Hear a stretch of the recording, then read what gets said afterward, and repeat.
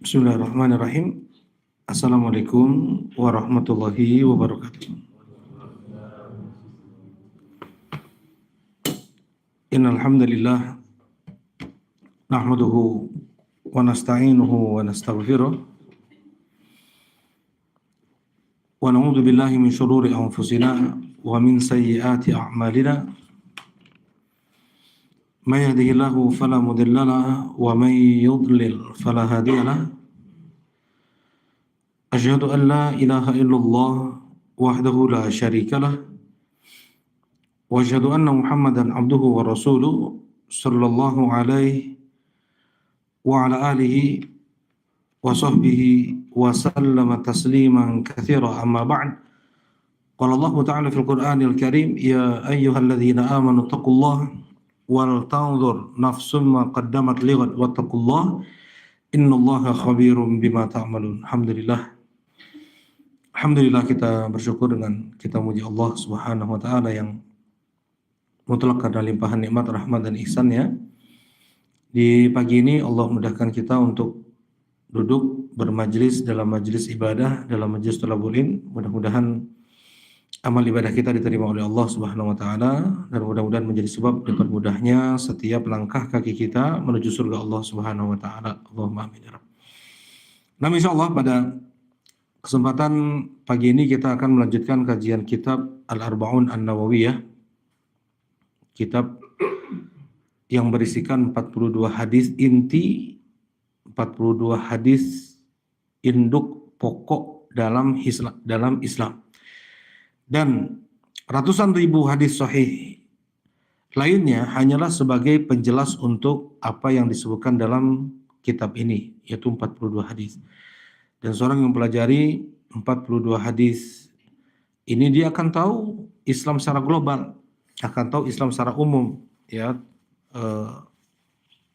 Dengan itu penting bagi setiap muslim untuk dia mempelajari kitab ini, ya, sehingga dia tahu apa agamanya, dan itu akan ditanya di alam barzakh, ma dinuka. Ya, baik. Alhamdulillah pada pertemuan lalu selesai kita di hadis yang ke-23, kita masuk ke hadis yang ke-24, hurmatul dzulm, diharamkannya kezaliman. An Abi Dzar Al-Ghifari radhiyallahu taala anhu, dari sahabat Nabi Abu Dzar Al-Ghifari. Nama Abu Dzar Al-Ghifari adalah Jundub ibn Junadah. Jundub ibn Junadah. Abu Dzar Al-Ghifari, beliau ini mantan begal, perampok. Setiap orang yang lewat di daerahnya dikompas, dipalak, ya. Kemudian ketika Abu Dzar radhiyallahu taala anhu mendengar ada orang yang mengaku nabi di Mekah, tergerak hati Abu Dzar untuk mendatangi Mekah dan mempelajari orang yang mengaku nabi tersebut. Enggak langsung datang kepada Nabi SAW. Diperhatikan ucapannya, tingkah lakunya, perbuatannya, dari jauh diperhatikan oleh Abu Dzar Al-Ghifari. Sampai Abu Dzar merasa yakin bahwasanya orang ini bukanlah seorang pendusta, dia bukan orang yang menipu dan yang lainnya. Baru datang kepada Nabi dan mengucapkan 2 kalimat syahadat. Ya, tapi memang mentalnya luar biasa, ya. Tadi nggak mungkin begal mentalnya lembek, ya nggak.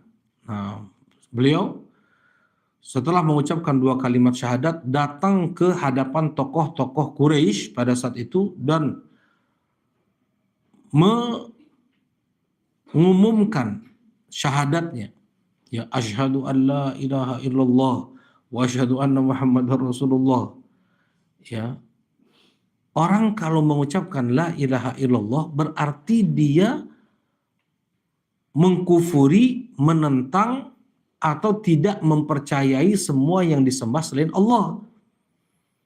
Membuat mereka tersinggung. Jadi tidak ada yang berhak untuk diibadahi kecuali hanya Allah, dan semua yang disembah selain Allah dari 360 berhala yang ada sekeliling Ka'bah ini, itu semua batil. Itu makna la ilaha illallah. Itu yang mereka pahami dari kalimat la ilaha illallah. Marah tokoh Quraisy tersebut. Dipukul Abu Dzar Al-Ghifari sampai pingsan. Diobati oleh Ali bin Abi Thalib. Besoknya gitu lagi. Besoknya datang lagi ke tokoh-tokoh Quraisy tersebut mengucapkan lagi apa? Syahadat, asyhadu an la ilaha illallah, asyhadu anna Muhammadar Rasul. Dipukuli lagi sampai pingsan. Baik. Sampai Rasulullah berkata kepada Abu Dzar, "Ya Abu Dzar, baiknya engkau kembali dulu ke kampungmu, di mana kapan kau dengar aku sudah hijrah, sudah pergi ke satu negeri, nah pergilah aku ke negeri tersebut." Jadi ketika Rasulullah SAW sudah hijrah ke Madinah, barulah Abu Dzar juga pergi ke Madinah, ya. Nah, jadi ini Abu Dzar Al-Ghifari. Ada pada raut wajah beliau orang sangar, ya, seperti itu disifati. Orang keras itu. Terlihat dari raut wajah beliau itu orang keras.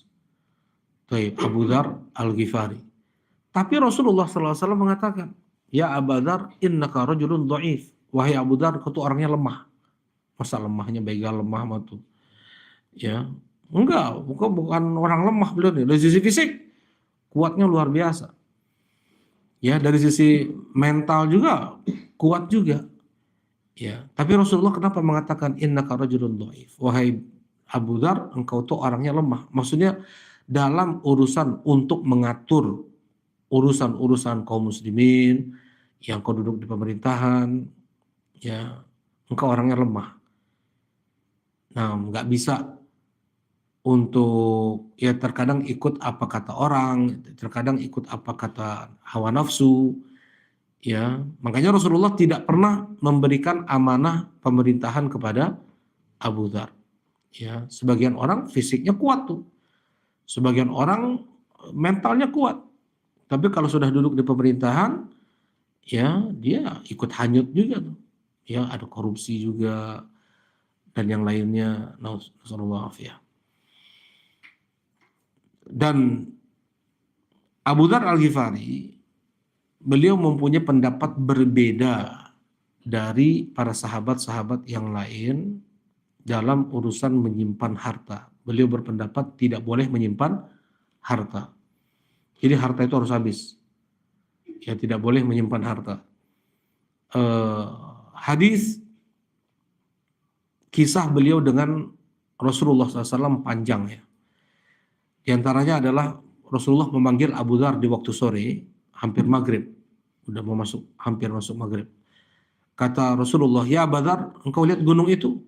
Uhud maksudnya. "Iya Rasulullah." Aku kira Rasulullah SAW mau mengutusku ke gunung tersebut. Kata Rasulullah SAW, "Ya Abu Dzar, andaikan aku memiliki sebesar gunung Uhud itu emas, aku tidak akan tinggalkan 3 hari. Kecuali sudah aku bagi-bagikan kepada kaum muslimin, kecuali 3 atau 2 dinar yang aku bayarkan untuk hutang-hutangku." Nah, karena sebab hadis ini, Abu Dzar berpendapat tidak boleh menyimpan harta. Dan dalam Islam, hukumnya boleh seseorang untuk menyimpan harta, yang jelas dia harus tunaikan apa? Zakatnya. Ya. Boleh menyimpan harta, dalilnya mana? Dalilnya hadis Sa'ad ibn Abi Waqqas radhiyallahu taala anhu. Beliau ketika haji bersama Nabi SAW, beliau dalam keadaan sakit parah dan bilang, "Ya Rasulullah, qad balagha bi minal waja'i ma tara." Ya Rasulullah, engkau lihat sekarang bagaimana keadaan sakitku sudah separah ini. Ya. Dan tidaklah yang mewariskan dariku kecuali hanya 1 orang anak perempuan. Apakah boleh aku sedekahkan 2/3 hartaku? Jangan. Setengah hartaku? Jangan. Sepertiga sudah terlalu banyak. Sepertiga boleh, tapi terlalu banyak. Kata Abdullah bin Abbas, lebih baik 1/4 untuk wasiat, itu jangan lebih dari sepertiga.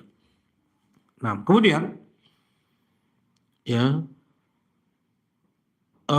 inni dzumalin, kalimat ya Rasulullah, aku ini orang yang punya banyak harta. Nah, berarti menunjukkan di sini boleh untuk menyimpan harta. Ya, baik. Ini sampai Abu Dzar radhiyallahu taala anhu, beliau uzlah. Uzlah itu apa?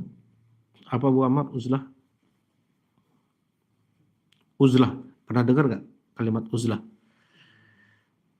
Nah, Bang Felis, uzlah tahu?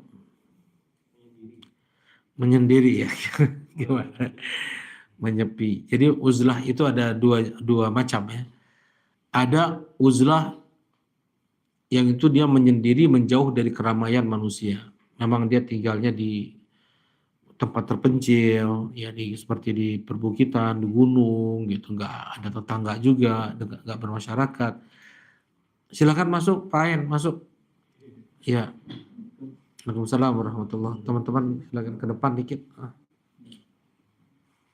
Baik. Baik, barakallahu fikum. Uzlah ada dua dalam Islam. Ibadah uzlah ya. Ada ibadah uzlahnya berupa fisik, ada uzlah berupa batin. Yang pertama adalah uzlah yang itu berupa fisik. Rasulullah sallallahu alaihi wasallam menyampaikan, "Yushiku ayyakuna khairu mal ibn muslim ghanamun yatatabba asy'afal jibal wa mawaqi al-qatab yafirru bidinihi minal fitan." Kata Rasulullah SAW, telah dekat waktunya sebaik-baik harta seorang muslim adalah kambing. Dia gembalakan kambingnya tersebut ke lereng-lereng gunung, mencari kubangan-kubangan air untuk menyelamatkan agamanya dari fitnah. Jadi dia nggak bisa lagi tinggal di masyarakat seperti itu. Udah banyak sekali godaan, fitnah, membuat dia lalai dari Allah, membuat dia lalai dari ibadah, membuat dia mudah untuk bermaksiat dari segala sisinya. Nggak bisa dia untuk terhindar dari maksiat, ya, sehingga dia lebih memilih untuk menyelamatkan agamanya. Dia pergi ke gunung-gunung, ya udah sibuk dengan hewan ternaknya aja, dia bawa keluarganya dengan hewan ternaknya aja. Nah, kemudian ya disitulah dia beribadah kepada Allah Subhanahu Wa Taala. Nah, itu namanya uzlah. Uzlah dengan fisik ya, zahir. Dia menjauhi keramaian orang, intinya kayak gitu. Ya, ini yang pertama. Ada ya beberapa sahabat yang uzlah banyak, jangan dikira sedikit. Ada beberapa sahabat yang uzlah. Jadi ketika terjadi pertikaian, ya perselisihan, mereka banyak yang lari itu. Mereka nggak mau pro A, pro B, udah mereka lari itu. Ya menyendiri aja di satu negeri. Nah, diantaranya Abu Dzar ini sebenarnya. Abu Dzar beliau menyendiri 80 km jauhnya dari Madinah. Hanya bukan bedeng mending, hanya kemah dari kain begitu saja. Selama berapa tahun di sana. Sampai meninggalnya beliau di sana. Abu Dzar Al-Ghifari. Nah, yang kedua adalah uzlah yang itu batin ya. Uzlah yang itu batin. Tetap dia bermasyarakat. Dia hidup dengan banyak orang. Rasulullah SAW mengatakan, al-mu'min alladhi yukhalitun nas khairun minal mu'min alladhi yukhalitun nas. Seorang mukmin yang dia bergaul dengan manusia itu lebih baik daripada seorang mukmin yang dia tidak bergaul dengan manusia. Ya, kemudian tetapi dia betul-betul menjaga diri, menjaga hatinya. Ya, Rasulullah SAW mengatakan, al-ibadatu fil haraj kal hijrati ilayya. Seseorang ibadah menyibukkan dirinya dengan ibadah di masa-masa fitnah, di masa-masa banyak kekacauan, banyak godaan, banyak hal-hal yang melalaikan, dia sibuk ibadah. Maka itu bagikan hijrah kepada Nabi Muhammad sallallahu alaihi wasallam. Ya, ini diantara keutamaan. Walaupun dia mungkin ramai di tengah-tengah orang yang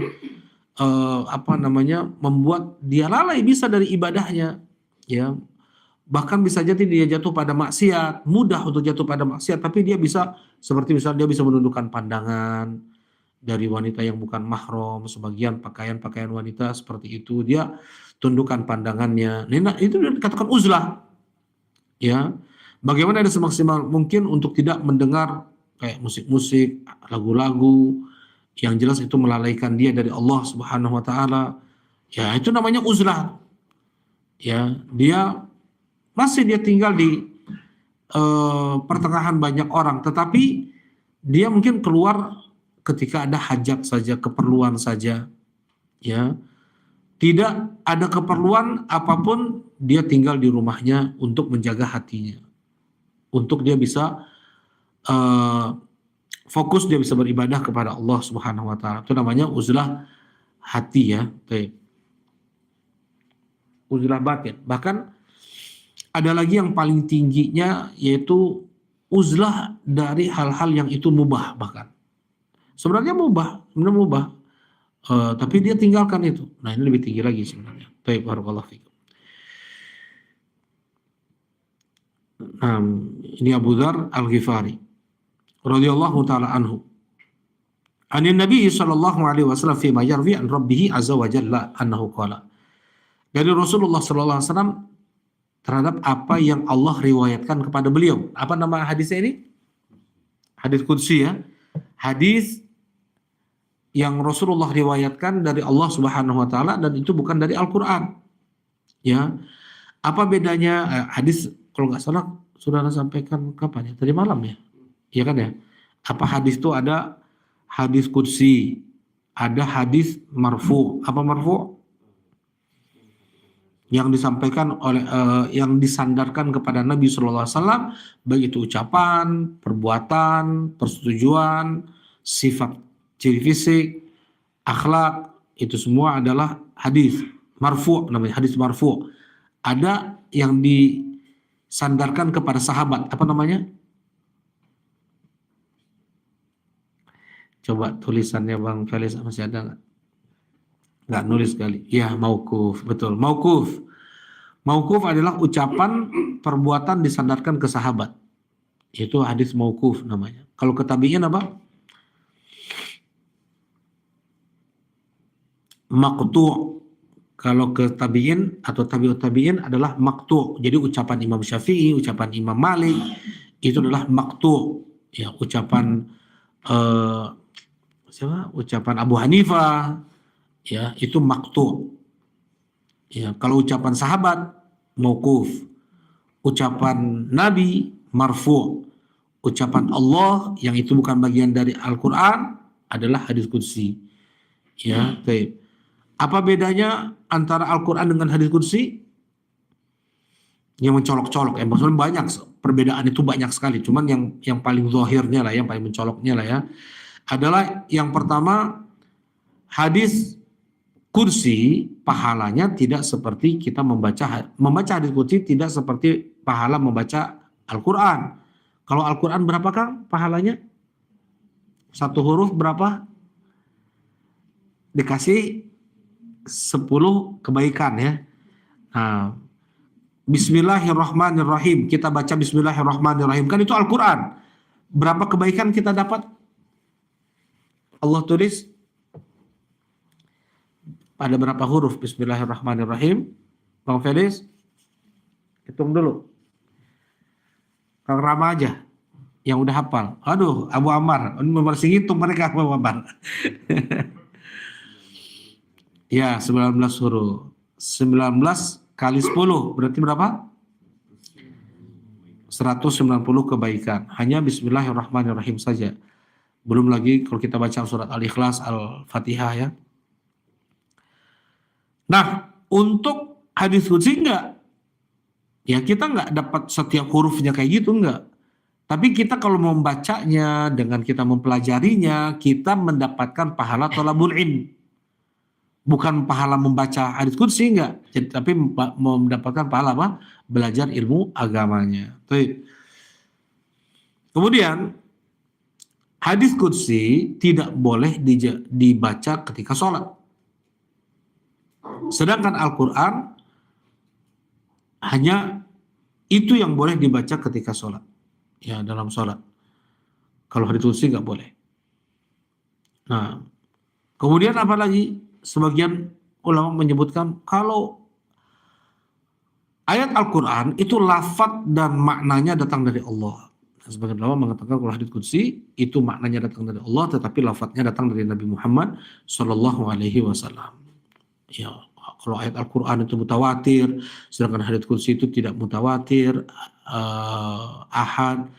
Kemudian banyaklah yang disebutkan oleh para ulama tentang perbedaan antara ayat Al-Quran dan hadis qudsi. Nah ini diantara luasnya kalamullah ya. Kalamullah. Kalamullah itu apa? Ucapan Allah.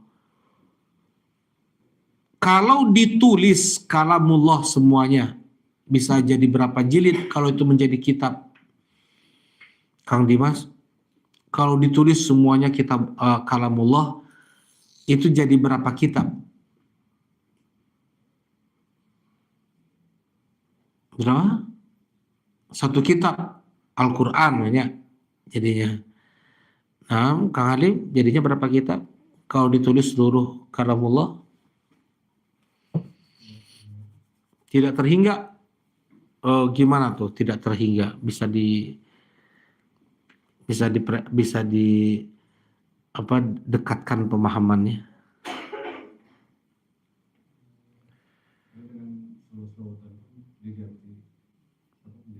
Tinta.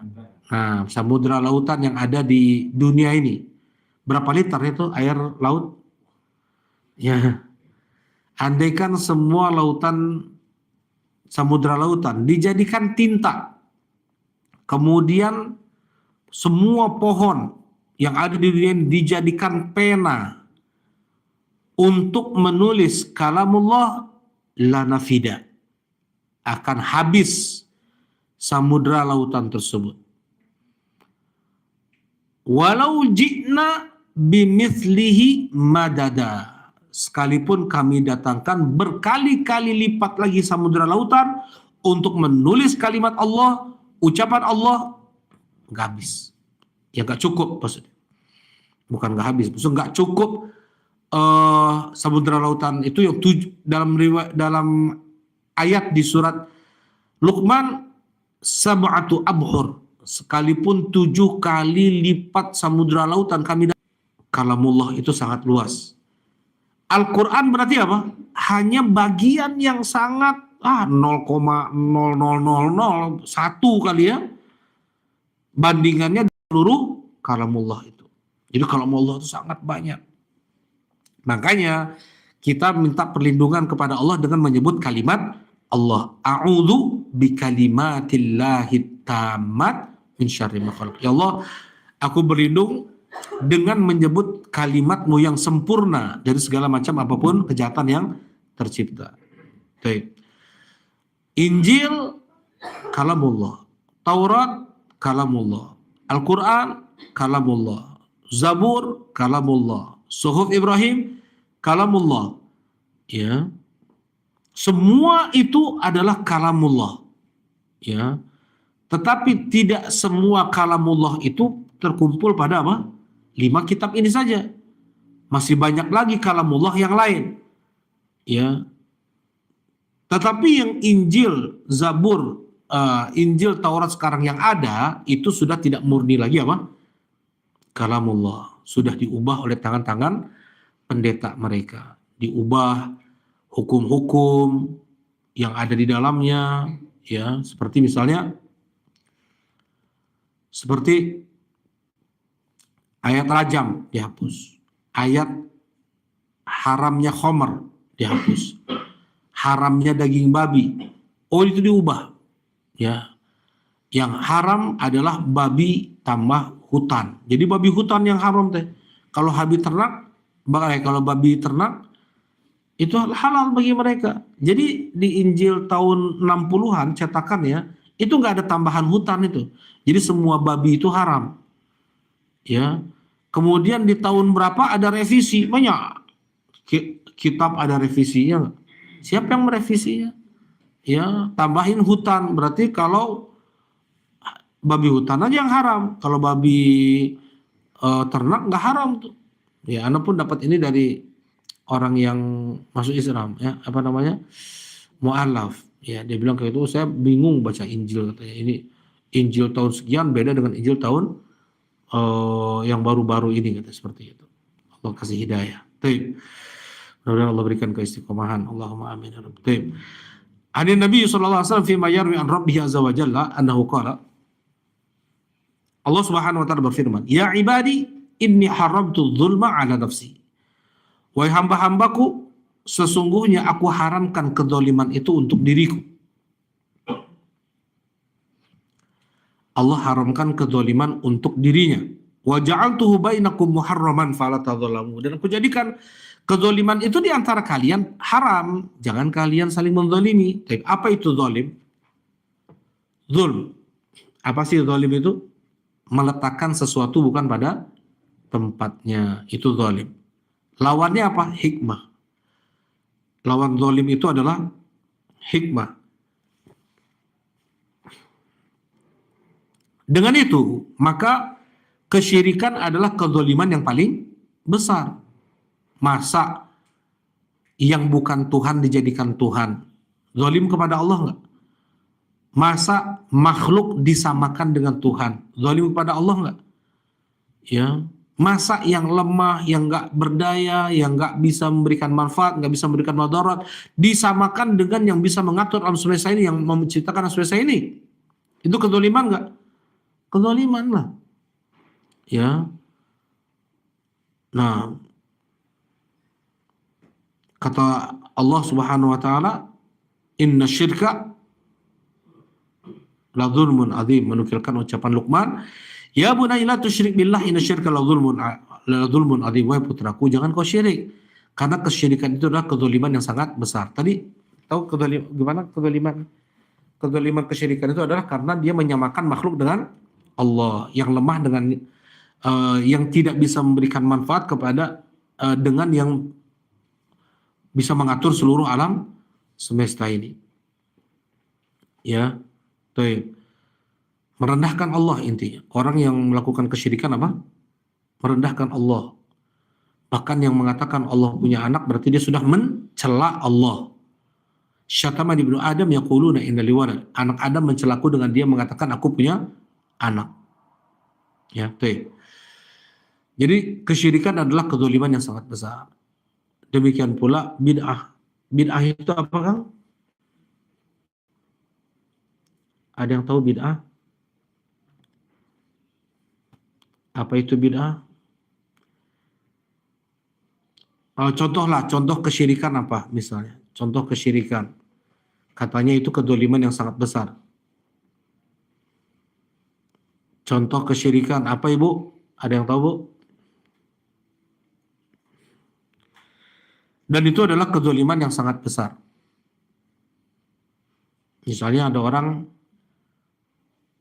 berkurban untuk Nyi Roro Kidul atau untuk jin penguasa daerah tersebut. Mau bangun rumah, potong kambing dulu, potong ayam dulu. Ya, diserahkan darahnya ke dibuang darahnya ke tanah tempat dia mau bangun gedung tersebut untuk penunggu daerah tersebut. Nah, jadi intinya dia sudah melakukan ibadah yang harusnya itu hanya untuk Allah, dia lakukan untuk selain Allah Subhanahu. Berarti dia telah menyetarakan selain Allah dengan Allah. Ya, dia lecehkan. Ya, dia hina Allah Subhanahu wa taala dengan kesyirikannya. Ya. Nah, bid'ah bagaimana? Bid'ah itu seseorang dia menzalimi siapa kalau melakukan bid'ah? Menzalimi Rasulullah Sallallahu Alaihi Wasallam. Bagaimana? Karena Rasulullah Sallallahu Alaihi Wasallam disifati oleh Allah telah menyampaikan seluruh risalah. Ya, nggak ada yang Rasulullah sembunyikan. Berarti kalau ada orang yang berbuat bid'ah, ya misalnya tawaf di kuburan, atau dia melakukan misalnya sholat 5 waktu dalam 1 waktu. Ya misalnya kita sholat zuhur sekarang, bid'ah nggak tuh? Jam segini nih. Jam berapa sekarang? Jam 8:30.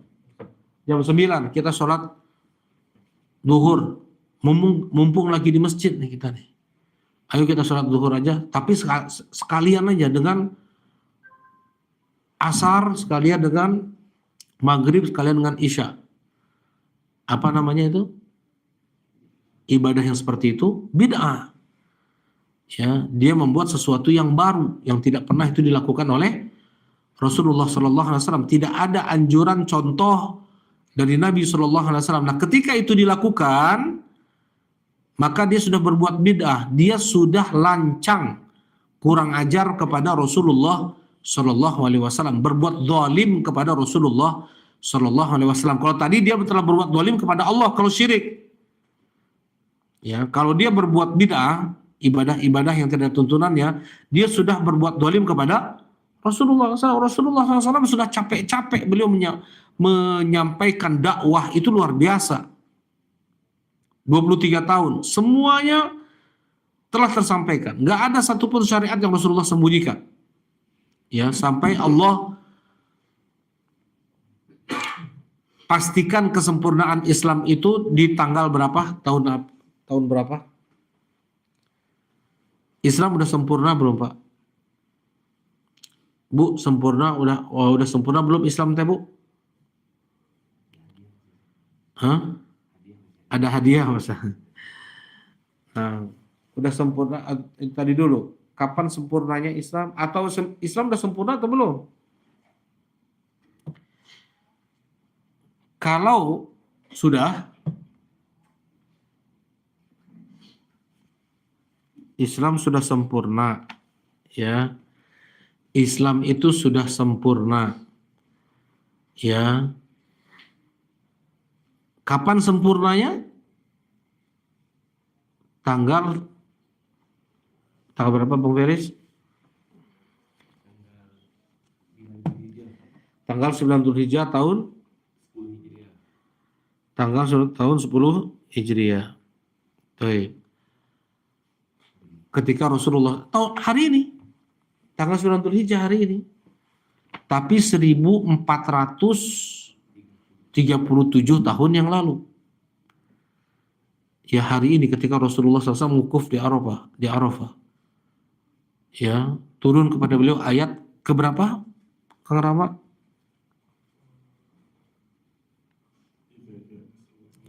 Enggak, bukan itu. Tentang kesempurnaan Islam. Tentang kesempurnaan Islam. Masya Allah. Al-Maidah ayat 3. Al-yawma akmaltu lakum dinakum. Pada hari ini telah kusempurnakan untuk kalian agama kalian. Dan telah kusempurnakan nikmatku dan aku telah ridho Islam menjadi agama kalian. Di surat Al-Maidah ayat 3. Ya, tanggal 9 Dzulhijjah tahun 10 Hijriah, hari Jumat, Rasulullah wukuf di Arafah, turun kepada beliau ayat ini.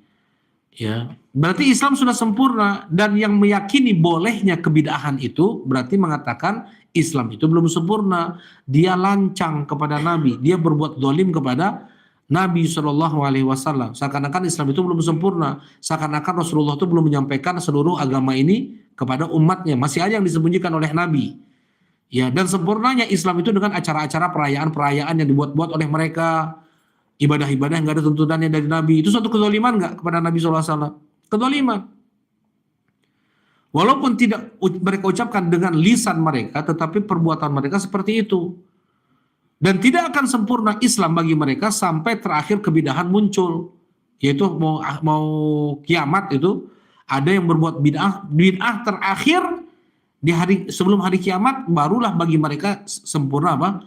Islam. Baru kemarin. Mau disatukan Idul Fitri dengan apa? Dengan orang-orang Kristen, ya enggak? Apa istilahnya? Apa kemarin istilahnya? Orang Kristen, orang Hindu, orang Buddha, orang Islam mau disatukan, coba. Gimana itu maksudnya? Apa ya istilahnya? Itu bid'ah tuh. Belum ada tahun-tahun sebelumnya di Indonesia, belum ada kayak gitu. Terus mau dibuat seperti itu. Ya, alhamdulillah ulama-ulama kita mengingatkan. Ya, nah begitulah. Begitu datang lagi nanti seperti apa lagi? Ada sholawatan sambil apa? Joget-joget, pakai lampu disco, laki-laki perempuan. Ada nggak kayak gitu? Ada. Rasulullah kayak gitu nggak? Nah, itu namanya bid'ah. Itu namanya bid'ah. Pakai nama agama, pakai nama syariat. Ya, seperti Orang yang tawaf di kuburan, itu bid'ah nggak? Itu bid'ah. Tapi dibungkus dengan apa? Seperti inilah kami mencintai orang soleh. Seperti inilah kami memberikan hak orang soleh. Apa hukum mencintai orang soleh? Wajib kan? Kita mencintai orang soleh hukumnya wajib. Nah, syariat agung tersebut dijadikan bungkus untuk kesyirikan dan kebid'ahan. Kedzaliman kepada Allah dan kedzaliman kepada Rasulullah Sallallahu Alaihi Wasallam. Mengatasnamakan ini bagian dari Islam. Ya. Kalau dia pakai nama agama lain, ya udah zalimnya antara dia dengan Allah aja, nggak ada kedzaliman antara dia dengan Rasulullah Sallallahu Alaihi Wasallam. Ya, tuh. Nah, ini bentuk zalim. Zulm adalah meletakkan sesuatu bukan pada tempatnya, itu. Lawannya apa? Hikmah. Lawannya adalah hikmah. Nah, seseorang dia hanya beribadah apa yang ada dari Rasulullah saja, itu udah hikmah. Itu betul. Kalau tidak, maka dia zalim. Oke, sekarang kita masuk dulu hadisnya ya. Ya ibadi inni haramtu dzulma ala nafsi. Wahai hamba-hambaku, sesungguhnya aku telah mengharamkan kezaliman untuk diriku. Allah mengharamkan kezaliman untuk dirinya. Ya. Baik. Dengan ini Allah, dengan kalimat ini yang kita pahami nih, berarti Allah mampu nggak untuk berbuat zalim Abu Ammar? Mampu nggak? Ya, berarti kalau di sini kan Allah mampu untuk berbuat zalim. Yang ahli ibadah, yang orang beriman dimasukin neraka, yang para pelaku maksiat dimasukin surga. Bisa nggak Allah buat seperti itu? Bisa. Tapi itu Allah haramkan untuk dirinya. Berarti apa? Menunjukkan maha adilnya Allah, maha hikmahnya Allah. Kan seperti itu. Walaupun alam semesta ini milik Allah. Walaupun manusia, surga dan neraka milik Allah. Ya. Dan Allah Subhanahu wa taala selalu adil. Ya, menempatkan sesuatu pada tempatnya. Tuh. Ini sama seperti misalnya ada seseorang seperti ini. Ada seorang dia menahan dirinya untuk memukul anaknya, untuk memukul istrinya. Padahal mampu nggak suami yang seperti dia pukul istri dengan anaknya, mampu nggak? Mampu kan? Ketika dia tidak memukul anak istrinya, menunjukkan dia ini mempunyai kemuliaan. Ya, orang ini dia orangnya hikmah, orang ini penyabar, orang ini adil, orang ini baik, orang ini soleh. Jelas itu? Orang ini takut kepada Allah. Ya, padahal dia mampu nggak untuk berbuat zalim kepada anak istrinya? Dia mampu. Jelas ini insya Allah. Ya, nah begitu pula lah Allah. Mampu Allah untuk berbuat zalim kepada hamba-hambanya. Tetapi Allah haramkan itu untuk dirinya. Nah, dengan seperti ini menunjukkan maha adilnya Allah. Ya, menunjukkan maha hikmahnya Allah. Menunjukkan maha sabarnya Allah Subhanahu wa taala. Padahal semua hamba itu manusia dan jin ya, terutama ya, nggak pandai bersyukur manusia dan jin itu.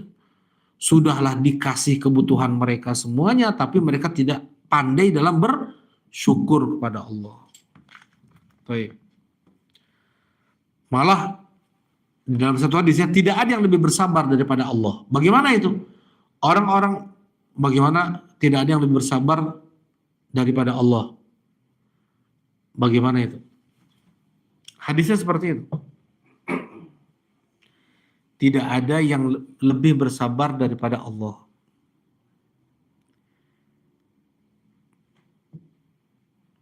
Maksudnya orang kafir lah, coba orang kafir.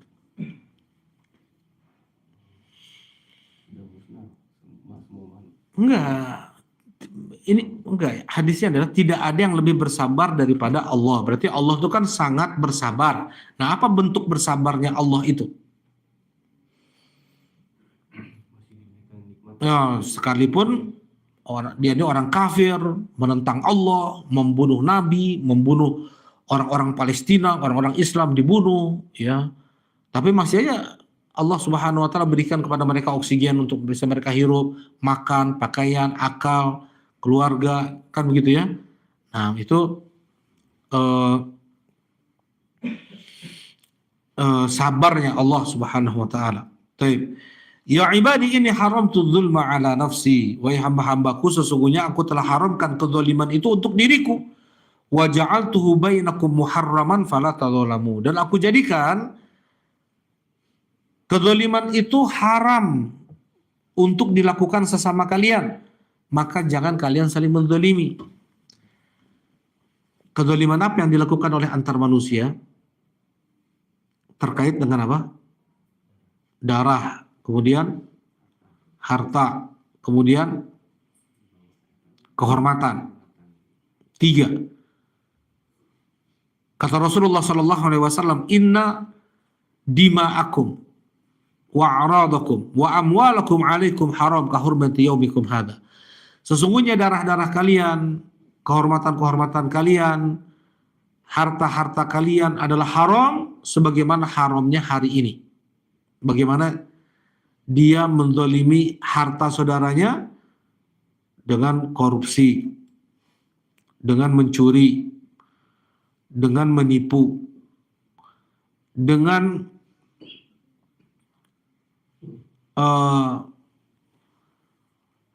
ya mengambil tanpa hak, ya, mengambil tanpa hak, nuhbah, begal misalnya. Atau bagaimana dia merusak kehormatan saudaranya dengan merendahkannya, dengan mencacinya, dengan menggibahnya, dengan menamimahnya. Ya. Gibah itu apa gibah? Ya? Ngomongin orang. Oh, itu mah terlalu umum, tukang. Ngomongin orang itu terlalu umum. Ngomongin orang yang negatif, betul, Masya Allah. Jadi kalau kata Rasulullah, dzikruka akhaka bima yakrah. Engkau menyebut sesuatu tentang saudaramu apa yang dia benci, apa yang dia nggak suka.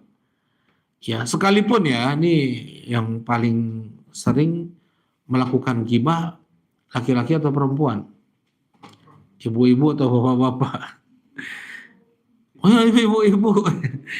Jawabnya, dah. Ya alhamdulillah. Maksudnya, bapak-bapak mah banyak pikiran, ibu, jadi nggak kepikiran mau ngegibah teh, ya. Jadi kayak gini maksudnya. Allah Subhanahu wa taala telah menyebutkan larangan mencela itu, ya. La yaskhar qaumun min qaumin asa ayyakunu khairan minhum wala la yaskhar qaumun Allah Ustaz, gimana tadi? Surat Al-Hujurat. Ya, la yaskhar qaumun min qaumin asa ayyakunu khairan minhum wala nisa min nisan asa ayyakuna khairan minhunna, ya. Jangan suatu kaum mencela kaum yang lain, karena bisa jadi kaum yang dicela itu lebih baik daripada kaum yang mencela. Itu sebenarnya laki-laki perempuan kan masuk, tapi Allah khususkan lagi perempuan. Jangan seorang wanita dia mencela wanita lain, karena bisa jadi wanita yang dicela itu lebih baik daripada wanita yang mencela. Ada aja alat untuk mencela itu wanita itu, ya. Ada aja yang dikomentarinya, ya. Nah kalau kemudian Allah melanjutkan, wala yaktab ba'dukum ba'dha ayuhibba ahadukum ayakula lam akhi maitan fakarituhu. Dan jangan sesama kalian menggibahi satu sama lain. Apakah kalian mau makan bangkai saudaranya yang itu kalian benci? Ya. Kenapa kok Allah samakan gibah itu dengan makan bangkai? Kenapa? Karena orang ghibah itu diambil dari kalimat ghaib. Ghaib itu artinya tidak ada, orangnya tidak ada. Ya, orangnya tidak ada. Jadi dia tidak bisa membela kehormatannya sendiri sebagaimana bangkai. Bangkai mau digigit, ditojos, ditusuk, diapain, dia nggak bisa membela, dia tidak bisa membela diri, dia sudah mati. Nah begitulah seakan-akan orang yang menggibahi itu seakan-akan dia makan bangkai saudaranya. Ya, kata Rasulullah, dzikruka akhaka bima yakrah. Engkau menyebut yang itu dibenci oleh saudaramu, sekalipun itu, ya Rasulullah, andaikan apa yang kami katakan itu benar, fakot irtabtah. Kalau seandainya memang engkau benar, engkau sudah menggibahinya. Kalau seandainya tidak, maka engkau sudah memfitnahnya. Itulah ibu-ibu yang anaknya nakal, budak nabaung. Dia senang nggak? Mau nggak sebenarnya? Ibu itu memang anaknya nakal. Anaknya memang apa? Nakal. Ya mau nggak ibu itu sebenarnya dibilang anaknya, dibilang si ibu itu yang punya anaknya yang punya anak nakal, kan nggak mau. Ya kita aja punya anak nakal, naudzubillah. Mudah-mudahan anak kita semua baik-baik, soleh-soleh semua, Pak ya. Allahumma amin. Misalnya kalau itu si bapak yang anaknya nakal, misalnya, kita kan nggak mau. Ya benar sebenarnya anak kita tuh nakal benar misalnya. Ya. Tapi kita nggak mau itu disebut. Nah, ketika menyebut itu sudah ghibah. Jelas itu? Ketika menyebut itu sudah ghibah. Itu ibu itu yang anaknya nakal. Itu ibu itu yang anaknya nggak naik kelas misalnya. Ya, itu sudah ghibah itu dalam Islam. Hukumnya haram. Ya, ada seorang pernah sampaikan Ma'iz al-Aslami. Siapa itu? Ma'iz al-Aslami? Seorang sahabat yang berzina ya. Dia minta kepada Rasulullah untuk ditegakkan hukum had, ingin dirajam sampai mati. Karena takut Allah nggak terima tobatnya, dia dibakar di alam barzakh sampai hari kiamat. Belum di padang mahsyarnya lagi itu. Di alam barzakhnya dibakar. Nah kemudian Ma'iz al-Aslami meninggal. Ada dua orang ngomongin di belakang. Tuh, lihat tuh. Sudah Allah tutup aibnya, malah dia ingin dirajam. Sekarang dia mati kayak anjing dilempar batu. Sampai ada yang bilang kayak gitu, sahabat. Ngomongnya kasar kan? Ngomongnya nggak baik nih. Ya justru dia tuh ingin dirajam karena takut akan azab Allah. Ya. Sampai ada ucapan tuh, lihat, sampai sekarang dia dirajam seperti anjing dirajam sampai mati. Tuh. Kedengeran sama Rasulullah ucapan dua orang tersebut. Kata Rasulullah SAW, tuh, bangkai itu ada bangkai keledai yang engkau makan itu jauh lebih ringan daripada engkau mengucapkan kalimat barusan. Engkau habiskan bangkai keledai tersebut. Keledai bangkai disembelih dengan bismillah saja tetap bangkai, nggak boleh dimakan. Apa hukum makan daging keledai? Haram. Berbeda dengan daging kuda. Daging kuda halal, daging keledai haram. Ya, sekalipun disembelih dengan cara syar'i saja, keledai bangkai, nggak boleh dimakan. Itu sudah membusuk. Kata Rasulullah SAW, engkau makan daging itu seluruhnya, ya, itu masih lebih ringan daripada engkau mengucapkan kalimatmu barusan. Ya, orang yang gibah apa ancamannya di akhirat? Itu yang berdusta, bukan. Orang yang ngegibah itu jadi ini, keluar cakar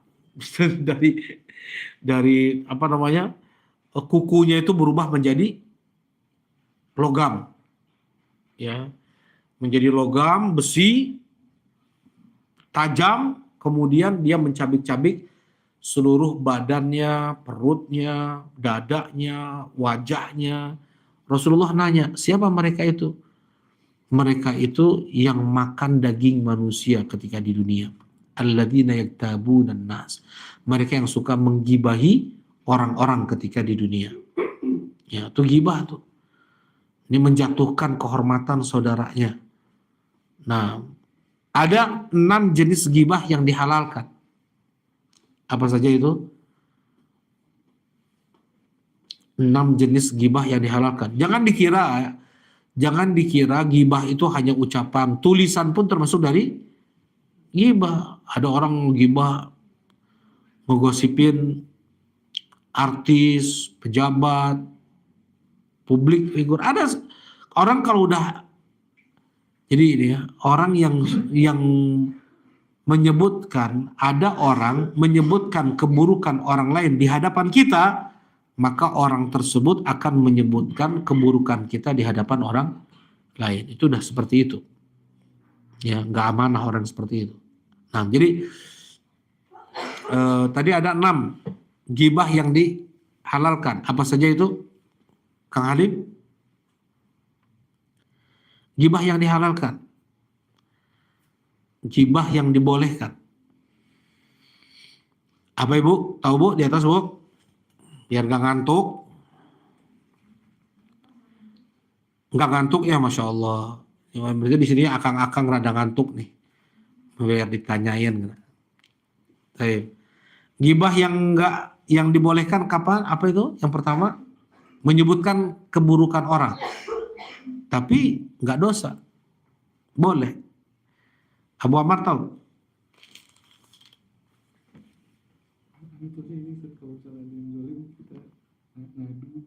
Yang ngadu, betul. Yang ngadu itu ada ngadu ke polisi. Namanya istihkam, minta hukum ya ke pihak berwenang lah, misalnya polisi atau ke pengadilan, ke hakim, disampaikan di sana kesalahan keburukan orang lain, kezaliman orang kepada kita. Ini yang pertama. Yang kedua, minta fatwa kepada para ulama.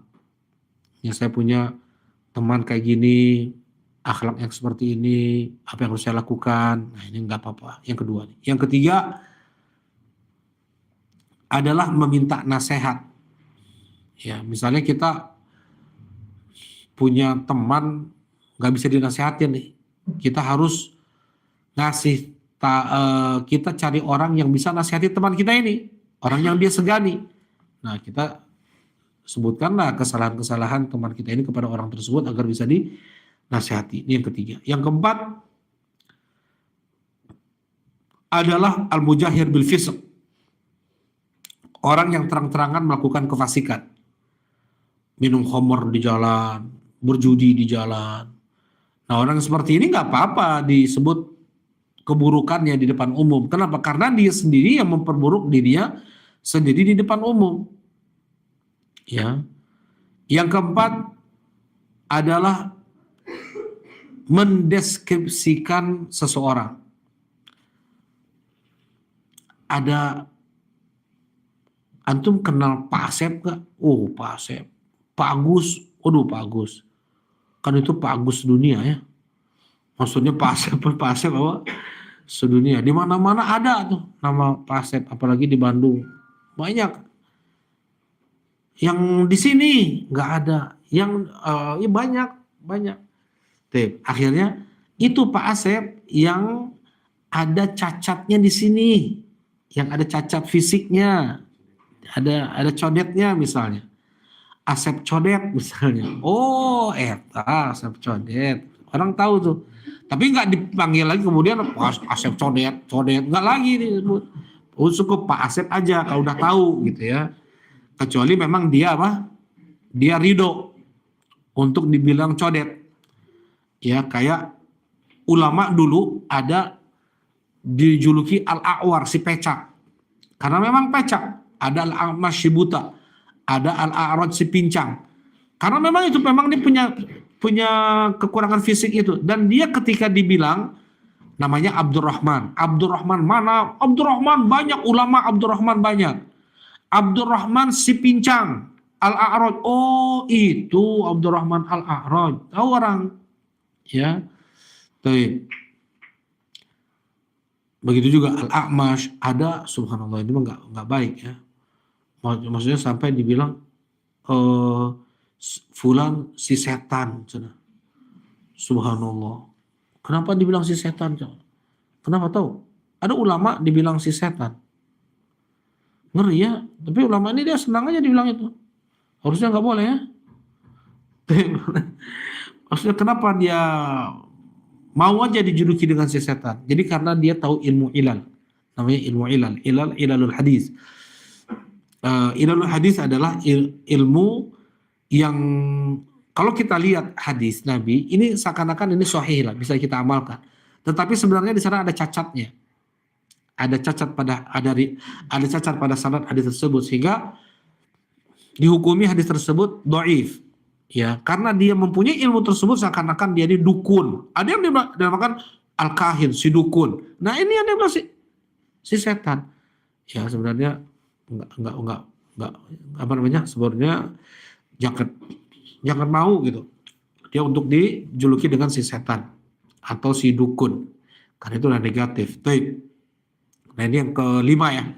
Yang keenam adalah untuk membantah pemikiran-pemikiran menyimpang ya dari ahli bid'ah. Boleh. Kita ingin melindungi kaum muslimin dari penyimpangan pemikiran sebagian orang. Ya. Dengan kita jelaskan, hati-hati dengan pemikiran orang ini. Dia mengatakan makhluk diciptakan dengan Nur Muhammad. Nur Muhammad itu hadisnya hadis palsu. Kemudian kalau memang Nur Muhammad itu sesuatu yang harus diyakini, maka harus ada itu di dalam Al-Quran. Kalimat Nur ada dalam Al-Quran. Kalimat Muhammad ada dalam Al-Quran. Tidak pernah itu digandengkan menjadi Nur Muhammad, nggak pernah itu digandengkan. Kalau memang itu memang harus kita yakini, kita jadikan sebagai keyakinan iman, wajib nggak Allah untuk menyebutkannya dalam Al-Quran? Wajib. Allah sendiri, karena memang kesesatan yang mengatakan makhluk ini diciptakan dengan Nur Muhammad itu kesesatan, kebatilan.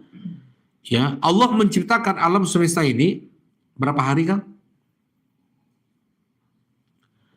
Berapa hari sabara dinten Allah menciptakan langit-langit dan bumi, gunung, laut, semuanya berapa hari?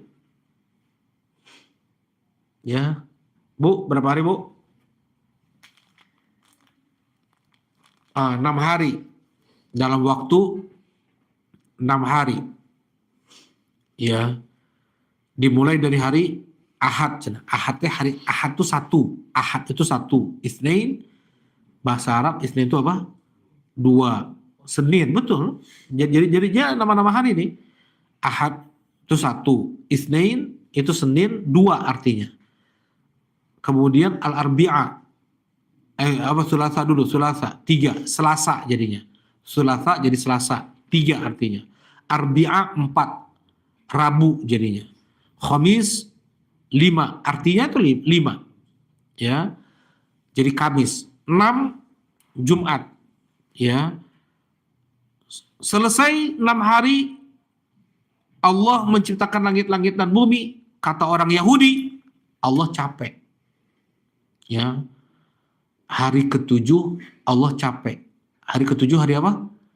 Hari Sabtu. Solidaritas. Ya, Allah istirahat, kita pun istirahat. Manya rek digawe wae. Cenah. Jadi Sabtu harus istirahat, libur kata mereka gitu. Nah, ini celaan untuk Allah. Celaan untuk Allah. Allah mengatakan di dalam Al-Qur'an ya, Allah mengatakan sebenarnya Allahul ladzi khalaqas samawati wal arda wa ma bainahuma fi sittati ayyamin tsumma stawa 'alal 'arsy. Allah Subhanahu wa taala menciptakan langit-langit dan bumi dan apa yang ada di antara keduanya dalam waktu 6 hari. Kemudian Allah sebutkan di surat Qaf, wa ma massana min lughub, dan kami tidak tersentuh dengan lelah. Gak ada capek. Ya. Kenapa kok Allah menciptakan langit-langit dan bumi dalam waktu 6 hari? Kenapa, Pak Felis? Proses. Sesuatunya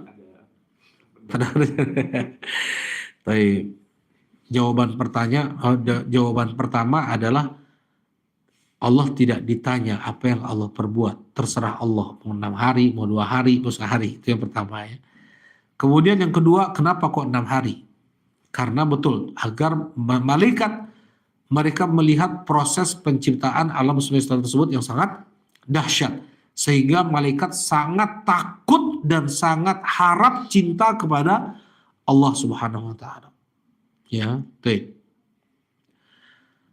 Nah, jadi bukan Nur Muhammad, Allah yang menciptakannya, ya bukan dari Nur Muhammad. Baik. Jadi boleh kita untuk membantah pemikiran-pemikiran sesat sebagian orang seperti hululiyah, ittihadiyah, wahdatul wujud, misalnya Allah bersatu dengan dirinya, Allah bersatu dengan ajangan fulan, Allah bersatu dengan alam semesta. Nah, yang seperti ini pemikiran-pemikiran sesat harus dijelaskan. Ya, ini bukan ghibah yang seperti ini untuk menyelamatkan, melindungi akidah kaum muslimin. Sebagaimana Rasulullah sering lakukan itu. Baik. Ya. Nah, ini diantara kezaliman yang dilakukan oleh seseorang kepada orang lain adalah kehormatannya. Tadi harta, kehormatan, kemudian ketiga apa? Darah. Di dalam Islam, man kanat indahu madlamatun falyatahallalhu minhu al-yawm. Siapa yang dia pernah mendolimi saudaranya, minta halal hari ini. Minta halal hari ini. Sebelum datang hari dia tidak punya dinar, dia tidak punya dirham. Harus minta maaf. Ya, dia pernah mengambil harta orang lain, kembalikan. Dia pernah mengambil harta orang lain, kembalikan. Dia pernah melecehkan, merendahkan kehormatan orang lain, minta maaf. Demikian pula. Dia pernah memukul orang lain, minta maaf. Kalau dia minta kisos, kasih. Kisos, kasih. Kalau dia minta, oh, kisos, 500.000 ya lah. Misalnya pakai uang. Baru saya maafkan. Kasih uang 500.000. Ya. Kalau dia mampu, ya, kalau dia nggak mampu, saya nggak mampu. Saya minta maaf. Nah, seperti itu. Jadi Rasulullah SAW mengatakan, "Man kana 'indahu madlamatun falyatahallalhu minhu al-yawm." Siapa yang dia pernah menzalimi saudaranya, maka minta halal hari ini. Ingat ya, semuanya akan ditunaikan, semuanya. Kita udah nggak ingat lagi apa saja yang kita ucapkan kepada siapanya pun kita udah nggak ingat. Ya, siapanya kita nggak ingat, apa yang kita katakan pun kita nggak ingat tuh. Ya, dan Allah Subhanahu wa taala ahsahu wa nasu. Allah menghitungnya secara detail yang mereka itu lupa sudah apa yang sudah mereka perbuat sendiri itu. Nah, kezaliman adalah kegelapan di hari kiamat. Semua akan ditunaikan dengan tuntas, ya. Baik. Ya ibadi kullukum dhalun illa man hadaituhu fastahduni ahdikum. Wahai hamba-hambaku, sesungguhnya kalian semua itu sesat kecuali yang aku kasih hidayah. Maka mintalah kalian hidayah kepadaku, aku kasih kalian hidayah. Jadi kita ini sesat, gimana nih sesat? Kalian semuanya sesat. Ada dalam surat Ad-Duha. Wa wajadaka dhalan fahada. Allah mendapatkanmu dhalan, kemudian Allah memberikan petunjuk kepadamu. Ingat ya, dhal artinya itu enggak mesti seluruhnya itu sesat. Enggak mesti mutlak arti dhal itu adalah sesat. Apa artinya? Tidak tahu. Allah berfirman untuk menafsirkan wa wajadaka dhalan fahada. Allah tafsirkan dalam ayat yang lain, ma kunta tadri mal kitab walal iman. Ya Muhammad, engkau tidak tahu sebelumnya apa kitab, apa iman. Ya, jadi tidak dibilang Rasulullah sebelum diangkat menjadi nabi itu sesat. Jelas ini insyaallah. Tetapi Rasulullah sebelum diangkat menjadi nabi, Rasulullah tidak tahu apa itu kitab, apa itu iman. Nah, jadi jangan diterjemahkan Rasulullah sesat. Ya, enggak seperti itu. Baik. Bahkan Rasulullah SAW telah dijaga sejak beliau kecil untuk tidak remaja, muda, nggak pernah makan babi, nggak pernah makan yang disembelih untuk selain Allah, ya, nggak pernah dengar musik, langsung ngantuk tuh Rasulullah tuh. Dengan apa masuk ke tempat pemuda-pemuda yang musik-musikan, langsung ketiduran Rasulullah SAW. Mau diangkat sarung beliau untuk mengangkat batu bata Ka'bah, ya, langsung dipingsankan oleh Allah. Jadi Rasulullah sudah dijaga oleh Allah Subhanahu wa taala. Ya, baik. Nah, kalimat dol artinya tidak tahu. Ya ibadi kullukum dolun, wahai hamba-hambaku sesungguhnya kalian sesat kecuali aku kasih hidayah. Fastahduni ahdikum, maka mintalah kalian hidayah kepadaku, maka aku kasih kalian hidayah. Nah, kalau kita ya banyak sekali hal-hal yang tidak kita tahu tentang Islam ini. Ya, banyak sekali hal-hal yang kita tidak tahu tentang Islam ini. Banyak yang kita tahu, seberapa banyak pun kita belajar, masih lebih banyak lagi yang tidak kita tahu. Karena itu tidak pernah bosan-bosannya kita untuk minta hidayah kepada Allah. Ihdinas siratal mustaqim. Setiap rakaat. Bukannya sedang sholat, udah Islam, sedang sholat, masih minta ihdinas siratal mustaqim. Jadi apa yang diminta? Kalau aku belum benar ya Allah, tolong benarkan aku, ihdinas siratal mustaqim.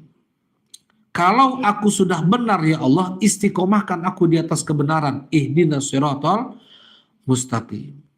Kalau aku sudah istiqomah di atas kebenaran ya Allah, ya, mudahkan aku untuk mengamalkan kebenaran-kebenaran tersebut dan mendakwahkannya. Ihdinas siratal mustaqim. Ihdinas siratal mustaqim lagi ya Allah, bukakanlah aku lagi pintu-pintu hidayah yang lain, ilmu-ilmu agama yang lain.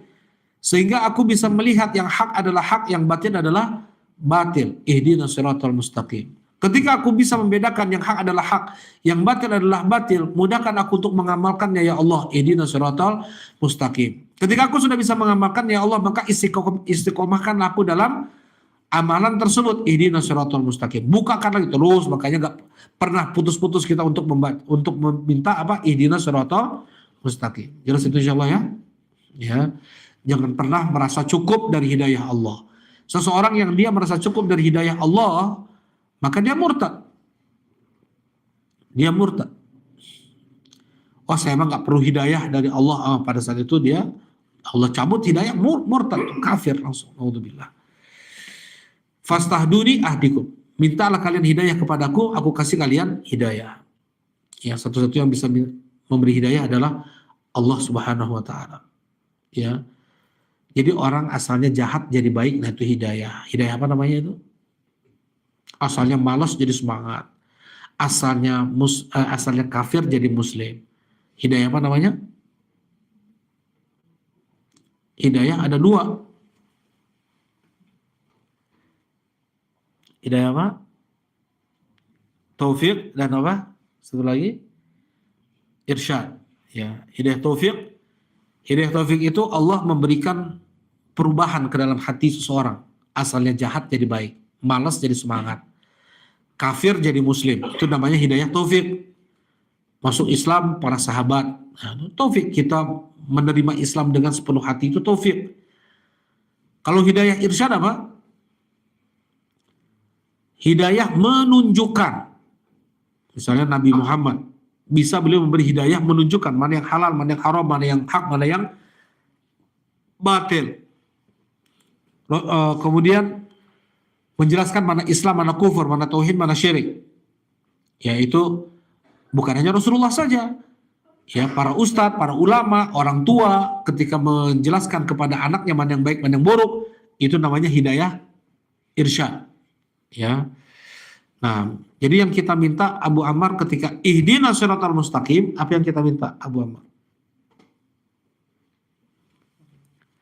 Ketika kita mengucapkan ihdinas siratal mustaqim, apa yang kita minta Abu Ammar? Taufik. Ada selain itu? Kalau Bang Felis minta taufik?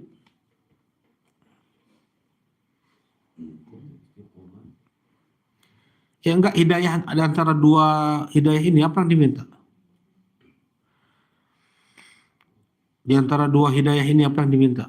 Hidayah taufik dan hidayah irsyad. Nah, ketika bilang ihdinas siratal mustaqim, apa yang kita minta? Hidayah apa yang kita minta? Dua-duanya. Kita minta hidayah taufik, kita juga minta hidayah apa? Irsyad. Kita minta dituntun. Kita minta ada yang menuntun kita untuk benar dalam agama kita. Jadi ada dua yang kita minta, hidayah taufik dan hidayah irsyad. Dibukakan hati kita untuk menerima kebenaran. Ya, dipersulit kita hendaknya untuk bermaksiat. Ya, kemudian kita minta dimudahkan ada teman-teman yang bisa menjaga kita masing-masing. Ya, ini hidayatul irsyad. Jadi ada 2 hidayah yang kita minta. Baik. Ya ibadi, kullukum ja'i'un illa man at'amtuh. Wahai hamba-hambaku, sesungguhnya kalian itu kelaparan, kecuali aku kasih makan. Coba. Siapa yang membuat padi itu bisa pecah, kemudian tumbuh jadi pohon, tanaman. Ya, jadi tanaman. Siapa yang memecahkan? Biji-bijian. Siapa yang menurunkan hujan? Allah tantang itu. Siapa yang menurunkan hujan? Anahnu anzalnahu minal muzni am nahnul munzilun. Hujan itu kami yang menurunkannya atau kalian? Ya. Kalau kami mau, kami akan turunkan hujan itu asin rasanya. Kenapa kalian nggak berpikir? Kemudian banyak sekali dalam Al-Quran hadis Nabi gimana sebelum tidur kita baca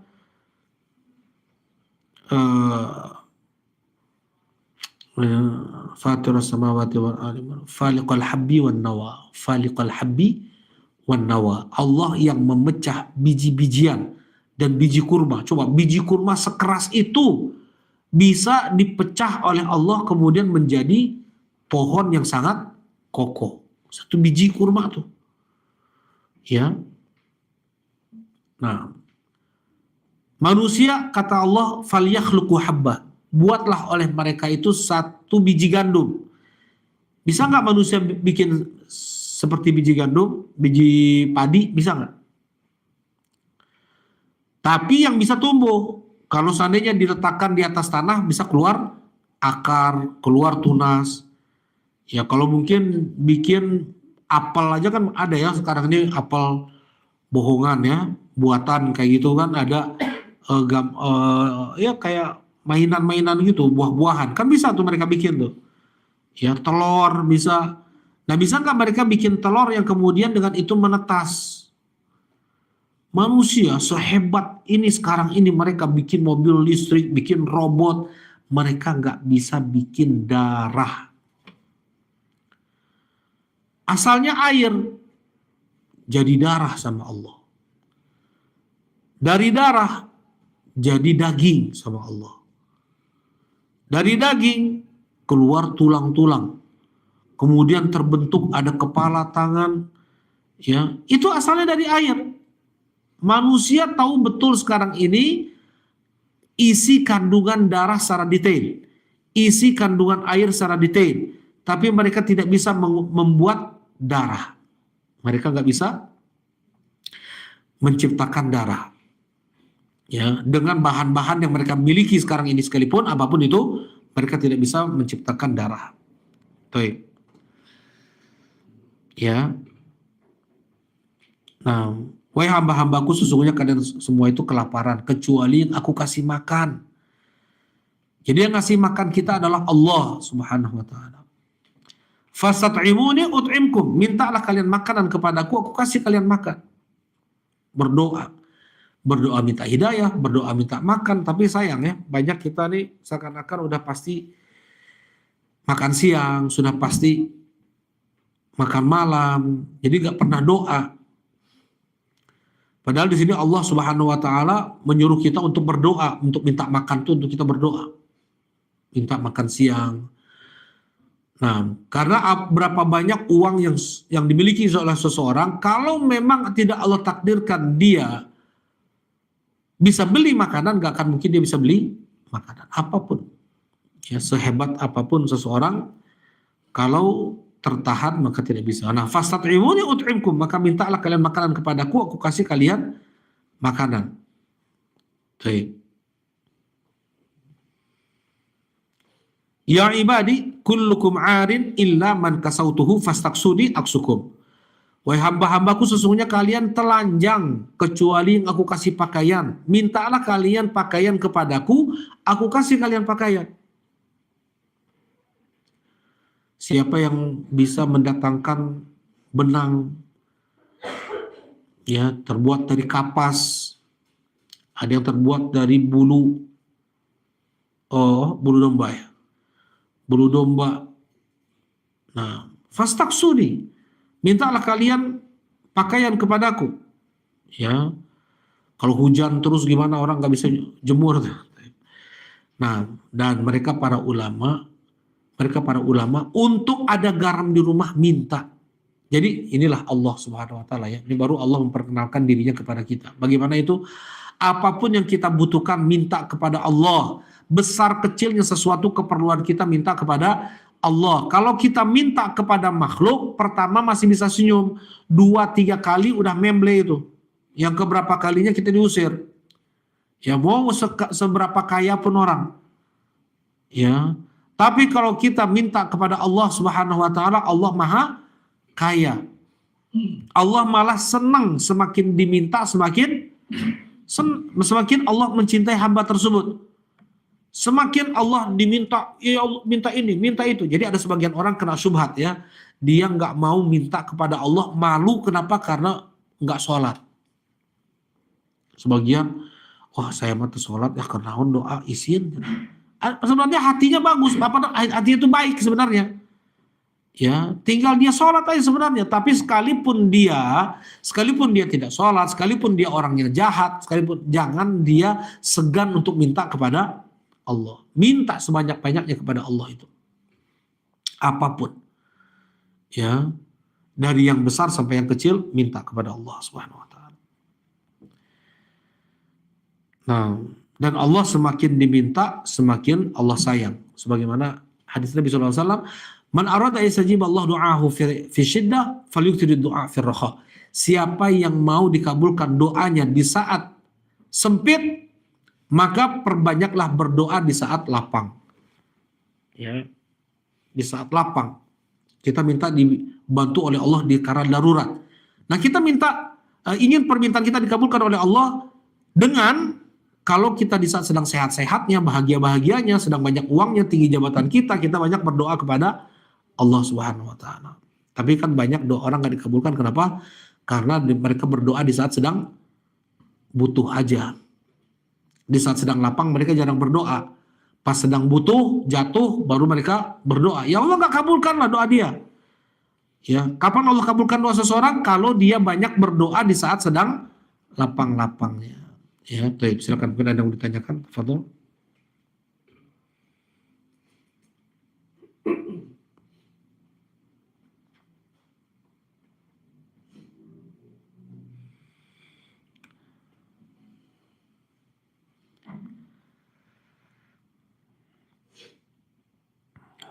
Silakan.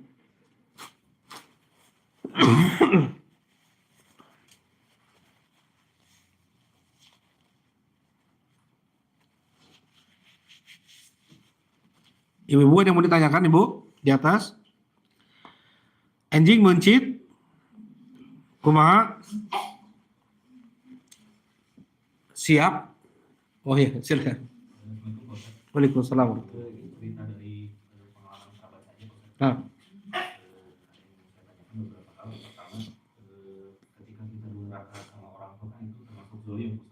Durhaka kepada orang tua, ya. Tapi kalau kondisi sebaliknya, Pak Ustadz, seperti contoh beliau tuh mengalami kekerasan fisik sama verbal ketika kecil. Jadi ketika dia besar, dia menarik diri dari keluarganya tersebut, gitu Pak Ustadz. Yang tadi disebutkan di awal uzlah gitu ya. Nah, hal seperti itu diperbolehkan atau tidak Pak Ustadz?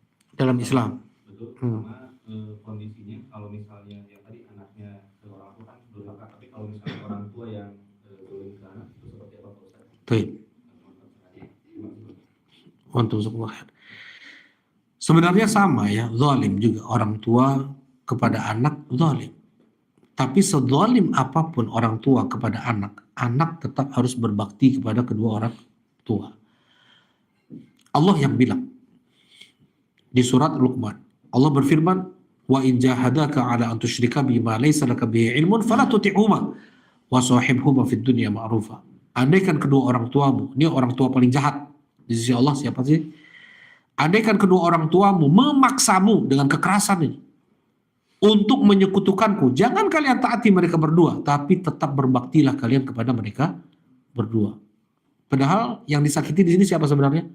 Allah kan? Nyuruh anaknya untuk syirik. Yang disakiti siapa sebenarnya? Allah dengan maha adilnya nyuruh si anak tetap berbakti kepada kedua orang tuanya.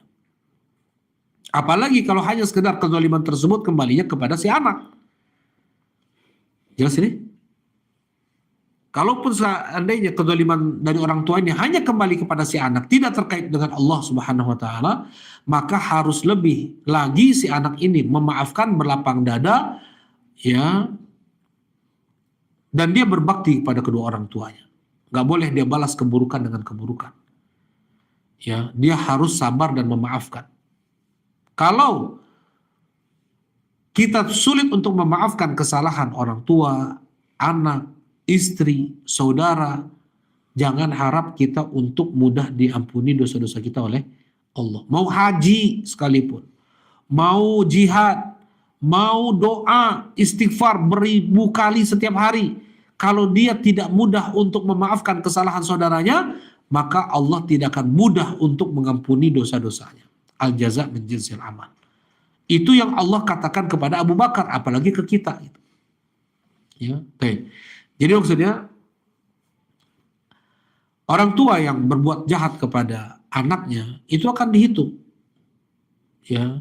Tetapi yang harus dilakukan oleh si anak adalah dia harus memaafkan, bersabar, dan berbakti kepada kedua orang tuanya. Tidak boleh dia balas keburukan dengan keburukan. Seperti itu. Nah. Ya, jadi bahkan jangankan itu, kalau sebagian orang tua yang dia belum paham ya, kita justru cukup ya. Kita cukupkan kajian kita di pagi ini. Alhamdulillah wassallallahu ala rasulillah. Assalamualaikum warahmatullahi wabarakatuh.